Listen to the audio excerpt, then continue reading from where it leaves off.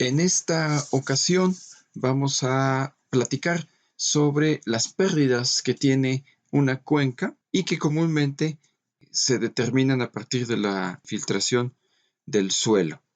Hay que recordar que la infiltración es el movimiento del agua a partir de la superficie del suelo y hacia la parte interior. Esto provocado a través de las fuerzas de gravedad y la fuerza capilar. Esta infiltración es muy importante, ya que en muchas ocasiones la pérdida por infiltración es mucho mayor a la capacidad de escurrimiento que va a tener la cuenca.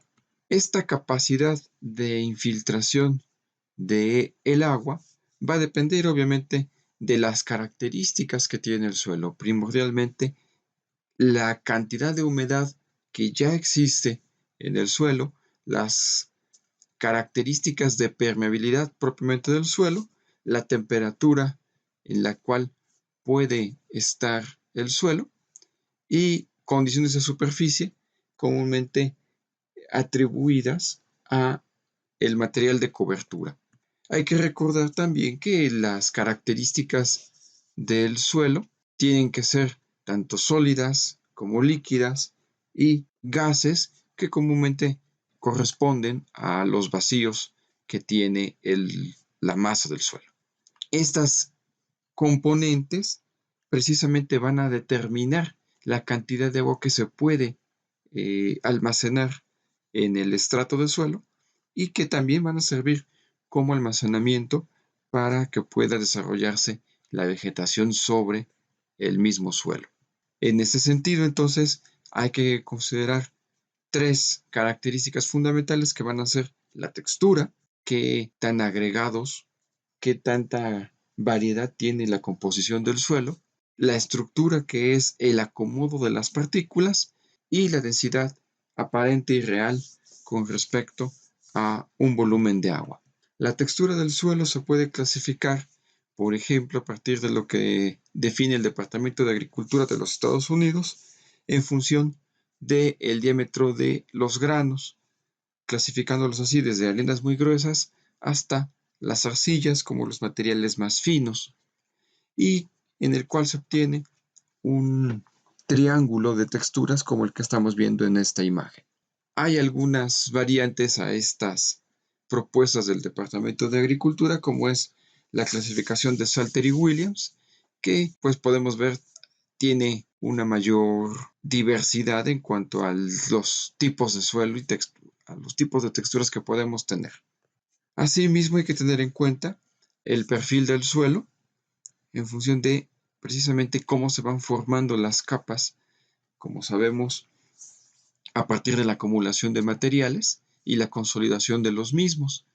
Si pudiéramos ver una excavación en la cual se pueden apreciar precisamente la capa superior que corresponde a la materia vegetal, todo como podemos ver las hojas y el pasto, todo lo que cubre la primera capa del suelo, esa materia orgánica que principalmente puede ser removida, y después las características minerales que puede tener el suelo. Estas condiciones son las que permiten, en función del acomodo y el grado de consolidación, determinar el grado de permeabilidad que puede tener esta sección. A partir de ahí, las características de las rocas que dieron origen a este suelo, a partir de las condiciones que ya conocemos en nuestras clases de geología, y finalmente, si es posible, definir el estrato firme, en el cual obviamente se da sustento a todas las capas superiores del suelo. En hidrología, a diferencia de lo que hacemos en geotecnia, los suelos obviamente sí dependen de las características de arenas, de arcillas y de limos que dan origen a cada uno de los suelos. Sin embargo, para las características de permeabilidad que se utilizan en hidrología, dependemos de la clasificación agronómica internacional establecida por la FAO. Entonces, aquí tendremos una gran variedad de suelos que dependen precisamente de sus características de formación. Entonces, como podemos ver, los nombres de los suelos que vamos a encontrar. Y con esta clasificación es con la cual nosotros encontraremos la información para las cuencas que nosotros analizamos. En cuanto a la concentración de agua que se tiene en el subsuelo, pues obviamente también podemos encontrar diferentes estratos en los cuales tenemos la humedad superficial, que es prácticamente la que da sustento a la vegetación, y en función de las características del suelo, tendremos algunas zonas en las cuales se permite cierta aireación del agua almacenada, una zona capilar en la que se permite el intercambio de agua hacia abajo, hacia las capas más profundas, pero al mismo tiempo también agua que va a ascender hacia la parte superficial, la zona que prácticamente conocemos como el agua freática, la que queda concentrada entre dos capas impermeables, y agua que prácticamente queda en las partes más profundas. Estas condiciones de humedad permiten, como ya lo mencionamos, que la planta pueda desarrollarse. Podemos encontrar entonces que a partir de los vacíos que se generan entre las partículas de suelo, se va a acumular una determinada cantidad de agua. Cuando se tienen zonas en las cuales la concentración de humedad es demasiada, esto ocurre también primordialmente cuando estamos en la época de lluvias, que hay un nivel de saturación que es propiamente el que permite que se genere escurrimiento, ya que el suelo ya no puede recibir más agua. Entonces es lo que genera la lámina de escurrimiento. Posteriormente, y conforme vaya pasando el tiempo, si deja de precipitar y se incrementa la condición de temperatura ambiental debido a la radiación, ese nivel de saturación se reduce y se empiezan a generar nuevamente algunos vacíos que ocuparán el aire. A esta condición es la que se denomina capacidad de campo en agronomía y que es la que permite que las plantas mantengan sus condiciones de desarrollo. Sin embargo, en el momento en el cual deja de precipitar de manera total, esto es lo que sucede en la época de estiaje, entonces la planta solo depende de la humedad que permaneció debido a esta capacidad de campo. Si no se mantiene la humedad, pues entonces el suelo empieza a perder humedad, los vacíos cada vez más grandes solamente son ocupados por aire y se llega a lo que se denomina el punto de marchitez. En este punto, si no se mantienen condiciones de riego, por ejemplo en el caso de las zonas cultivadas, pues entonces la planta deja de tener sustrato, deja de tener alimento y empieza a decaer. Una propiedad importante que tendremos que determinar en algunas ocasiones es entonces el índice de infiltración. Como hemos visto, no toda la lluvia va a generar escurrimiento. Una buena parte se va a perder como infiltración y el resto será lo que va a generar la lámina de escurrimiento. La capacidad de infiltración se define precisamente si nosotros conocemos este hietograma de tormenta. Lo que queda debajo de esta línea de guiones será el agua que infiltra y la parte superior sombreada será la lámina en exceso, la lámina que va a generar el escurrimiento hacia la red de drenaje. Esta lámina de escurrimiento depende propiamente del volumen de escurrimiento y el volumen de precipitación. Si consideramos que el volumen de escurrimiento es el producto de esa lámina en exceso y el área de la cuenca, y el volumen de precipitación depende de la lámina de precipitación y esa área de la cuenca, obviamente encontraremos un cociente entre la lámina de escurrimiento y la lámina de precipitación. A esta relación es la que definiremos como el coeficiente de escurrimiento de la cuenca. De manera análoga, si nosotros despejamos ese volumen de escurrimiento con respecto al área de la cuenca, haciendo la misma álgebra, podemos encontrar la lámina de escurrimiento. Por lo tanto, también podemos decir que el volumen de escurrimiento es afectar el volumen de precipitación por un coeficiente de escurrimiento. En todos los casos, la relación es exactamente la misma. Y para el caso del análisis de cuencas, es más práctico definir el coeficiente de escurrimiento en lugar de el índice de infiltración, porque para definir el índice de infiltración, propiamente requeriríamos hacer pruebas de infiltración en el terreno. Para definir el coeficiente de escurrimiento de nuestra cuenca, vamos a necesitar dos instrumentos muy importantes, que es en primer lugar la carta edafológica, la carta que me va a decir las características del suelo a partir de la interpretación de la clasificación que veíamos anteriormente, donde tenemos los andosoles, los vertisoles. Eso lo vamos a tener que obtener a partir de información que nos da precisamente el INEGI.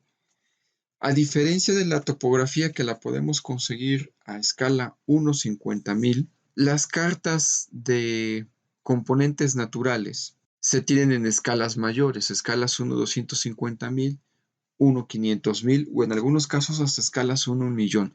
Depende de la disponibilidad que tenga el material. En el caso de las cartas edafológicas, tenemos en este ejemplo una carta 1/250,000, en la cual voy a tener que escalar nuevamente y ubicar de manera adecuada mi cuenca de estudio. Voy a sobreponer mi cuenca en esta carta edafológica, me va a salir obviamente más pequeñita, y a partir de lo que yo obtenga, la leyenda de colores que aquí tenemos, me va a decir qué tipos de suelo tenemos. Esto me va a indicar las capacidades de permeabilidad que puede tener entonces un endosol, un vertisol o un fluvisol. Para poder definir a qué se refiere cada uno de estos suelos, por ejemplo, también el mismo INEGI maneja lo que son las guías para la interpretación de las cartas edafológicas de uso de suelo, todo lo que genera INEGI como información. Aquí entonces, si yo busco en esta guía de interpretación, que también está disponible en el sitio de INEGI, podemos encontrar qué características tiene el vertisol, qué características tiene un fluvisol, un endosol, y eso me puede definir de manera muy cualitativa las características de permeabilidad. Para la misma zona de estudio necesitaremos una carta de uso de suelo. Estas me van a definir qué cantidad de material de vegetación tiene la cuenca en la que yo estoy analizando. Aquí podemos definir si tenemos zonas de matorrales, de pastizales, de bosques, zonas urbanas, que también serán de utilidad para encontrar el coeficiente de escurrimiento de nuestra cuenca. Eso se hace a partir de una carta de uso de suelo y vegetación que también está disponible en INEGI y que comúnmente tienen la misma escala, 1/250,000 o 1/500,000, que encontraron en la carta edafológica. Por lo tanto, ambas tendrán la misma clave para poder buscarlas en el sitio de INEGI. Si fuera necesario, también pueden consultar la guía para interpretación de las cartas de uso de suelo y vegetación. ¿Para qué me va a servir esta información? Porque simplemente con ella voy a hacer el cruce de información. Si, por ejemplo, están utilizando un sistema de información geográfica ArcGIS o Global Mapper, se puede hacer la extracción de la información de manera directa. En este caso, puedo ponerles un ejemplo en el cual yo tengo la cuenca de análisis y le he sobrepuesto la capa que corresponde a la edafología. Ya tengo definidos los tipos de suelo y posteriormente sobrepongo la de uso de suelo. Cuando yo hago la intersección entre los usos de suelo y los tipos de suelo, voy a encontrar la superficie que ocupa para cada uso de suelo y cada tipo de suelo. Esto me va a ayudar a distribuir las zonas que corresponden a cada uso y tipo de suelo. Y con ello vamos a definir el coeficiente de escurrimiento de nuestra cuenca. Eso lo hacemos mediante dos metodologías. La del coeficiente de escurrimiento que se establece en la norma 011 de Conagua, en la cual requerimos dos datos. La precipitación total anual que se tiene en la cuenca y que es el dato que obtenemos de la estación climatológica, y un parámetro K. Este parámetro K tiene dos rangos de aplicación. Cuando es menor o igual a 0.15, que se utiliza esta fórmula, o cuando es mayor a 0.15, que se utiliza la fórmula que está aquí abajo. El parámetro K se obtiene de la tabla que pueden encontrar en el apunte de la materia que les hice llegar al principio del curso. En el capítulo de infiltración, en la tabla 4.2, se encuentra la tabla con la cual se obtienen los valores de K. A partir de los usos de suelo que nosotros vamos a tener definidos en nuestra cuenca, los pastizales, los bosques, lo que tengamos, y las características de potencial de escurrimiento. Podemos ver que, de acuerdo a la tabla, los suelos tipo A son los suelos más permeables, las arenas más gruesas, mientras que el valor del suelo tipo C serán los suelos más finos, las arcillas. Esto, de los suelos más permeables a los más impermeables, es lo que definimos con los tipos de suelo, los antosoles, los regosoles, los fluvisoles, que nos dijo la carta edafológica. Y entonces cada uno de estos tendrá un valor K que tendremos que asignar. La importancia de calcular el valor K radica en que como tendremos varios usos de suelo y varios tipos de suelo, tendremos que obtener el valor ponderado a partir de las superficies que cubre cada uno de estos usos y tipos de suelo. La otra metodología que utilizamos es la del coeficiente de escurrimiento, que se define por el Servicio de Conservación de Suelos. En él requerimos la precipitación máxima y el valor del número de curva n que utiliza el método. Aquí se obtiene la lámina de escurrimiento en el método del número de curva. El método anterior de Conagua obtiene directamente el coeficiente de escurrimiento, mientras que en el método del Servicio de Conservación de Suelos se obtiene la lámina de escurrimiento. Hay que tenerlo en cuenta.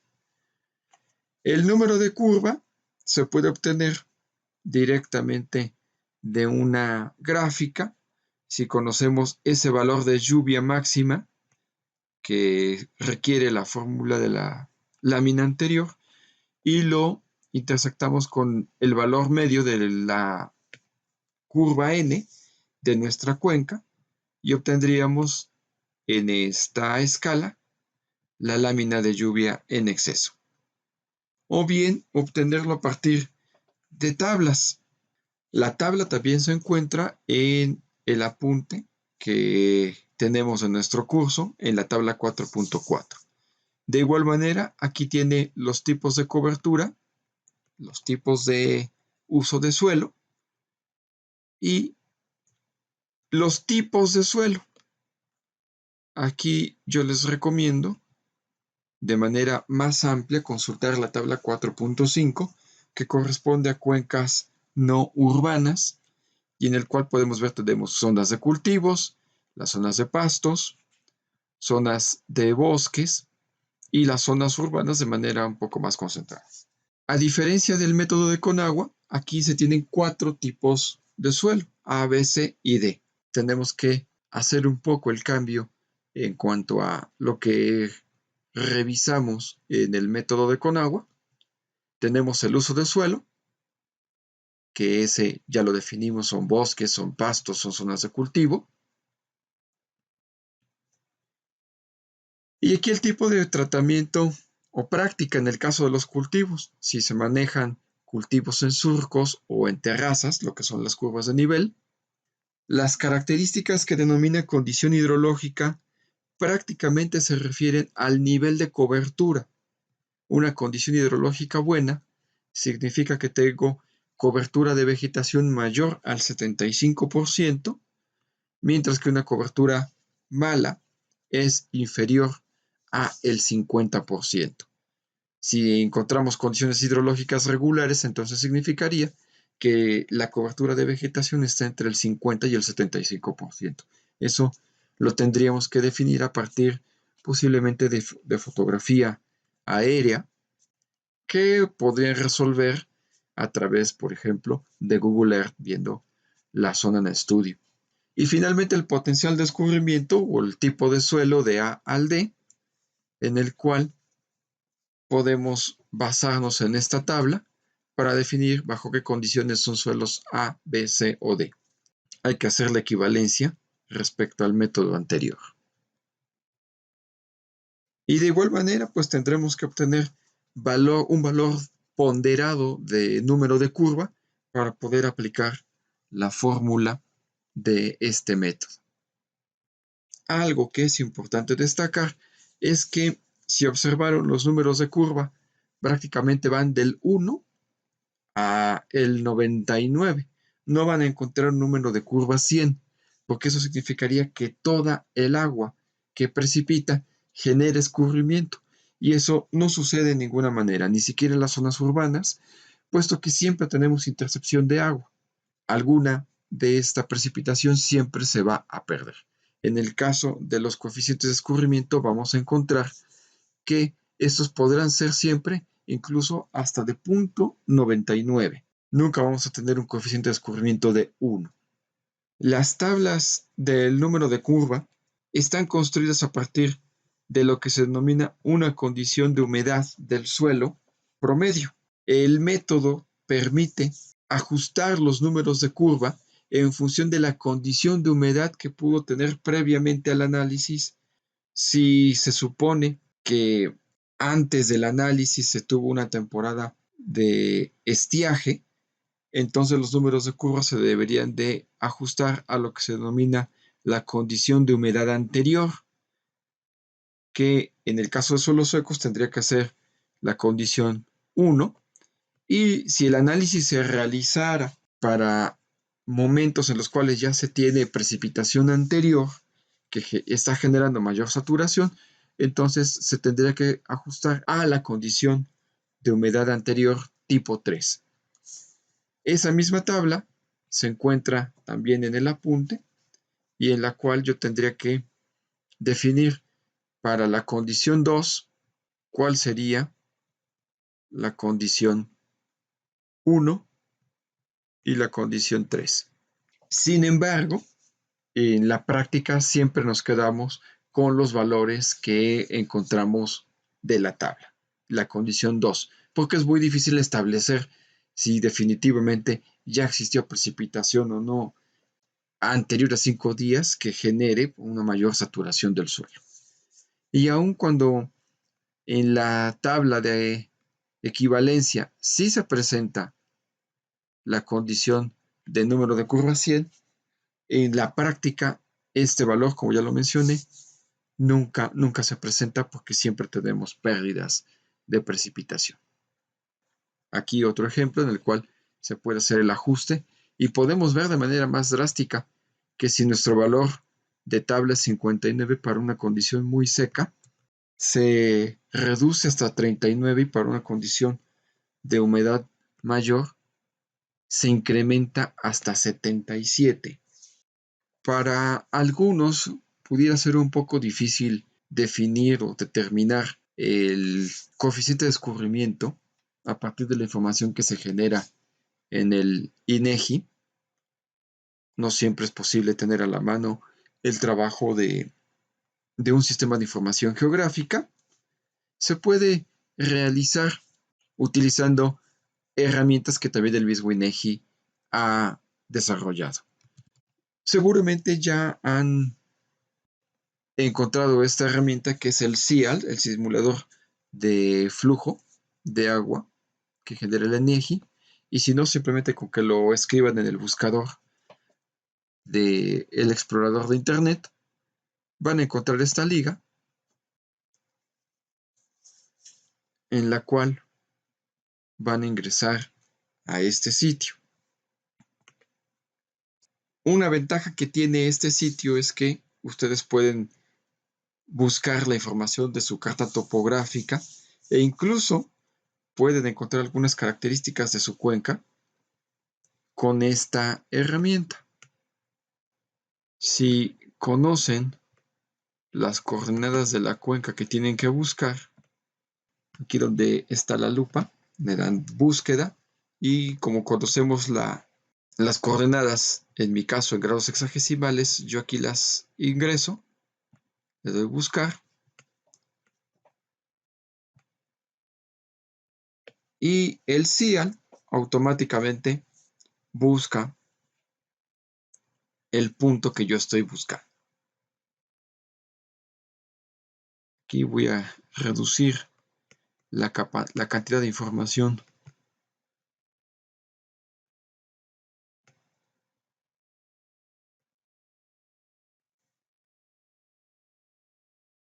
para que sea más rápido la exploración. Y cuando tenemos la división cartográfica, puedo marcar la caneva, es decir, me va a mostrar la división de cada carta topográfica escala unos 50,000 que podemos encontrar en INEGI. Aquí está el punto que yo deseo analizar. Me voy a alejar un poco para definir mi cuenca. Esta es el punto de estudio. Y aquí yo tengo una herramienta que se llama funciones de redes. Y la primera flecha que dice visualizar flujos corriente arriba es el que voy a seleccionar. Y me voy a ubicar justo en el punto donde yo deseo trazar mi cuenca. La herramienta de CIAL les dibuja una cuenca bastante aproximada a lo que ya hicieron, por ejemplo, en su trabajo en la carta topográfica. Si ustedes revisan donde dice índices morfométricos, van a encontrar alguna información que se van a dar cuenta es similar a las características de su cuenca. Posiblemente pueda variar un poco en cuanto a el área, dependiendo qué tan arriba o qué tan abajo hayan definido el punto del estudio. Y una de las características que van a encontrar precisamente es para identificar las características de la cuenca. Hay algunas cuestiones estadísticas, geoestadísticas, pero lo importante podría ser precisamente esta condición, esta opción de vegetación, en la cual les muestra para el área de estudio el porcentaje, por ejemplo aquí de matorral, de zona agrícola y de lo que corresponde al área urbana que tenemos para mi cuenca, para estimar su coeficiente de escurrimiento. Adicional a esto, voy a hacerles llegar un ejemplo en el cual está el procedimiento para calcular el coeficiente de escurrimiento y que puedan aplicarlo más adelante en el análisis de sus cuencas. Con esto terminamos esta presentación. Yo espero todas sus dudas que tengan sobre la definición del coeficiente de escurrimiento para sus cuencas en nuestra página de Classroom y ya solo nos falta platicar a partir de la integración de información que tenemos, cómo determinar la avenida de diseño en nuestras cuencas, que eso lo presentaremos en los siguientes videos. Agradezco su atención y nos vemos en una próxima ocasión. Hasta luego.